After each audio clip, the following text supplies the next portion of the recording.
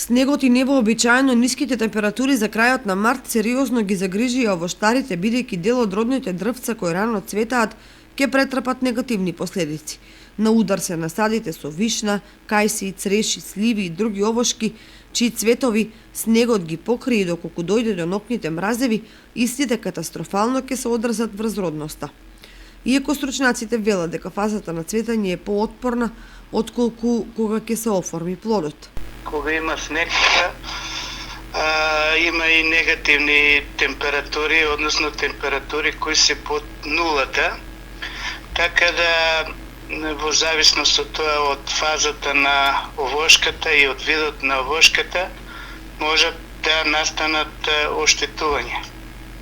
Во оваа фаза, речеме кога овошките се нааѓаат, голем дел не се расцветани, така да штетите не би требало да бидат на поголеми. Меѓутоа, на расцветани овошки штетите може да бидат поголеми, и тоа ако температурата во текот на деноноќието паднала пониско од минус 2, па 2,2 степени температура.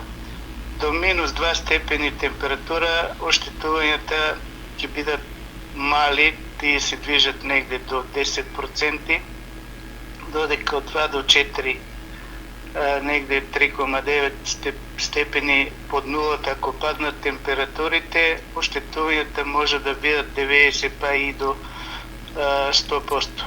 Но во секој случај реков дека зависи од време траењето на ниските температури, потоа од фазата на развојот на растението, од експозицијата каде се насадите, и многу фактори влијаат, но во секој случај ќе има одредени оштетувања. Од друга страна, на снегот, кој ја донесе влагата во почвата, му се израдуваа поледелците со есенските посеви и оние кои веќе ја извршиле пролетната сеидба, како и водостопанствениците, бидејќи ќе придонесат за зголемување на водотеците и за брзано полнење на акумулациите.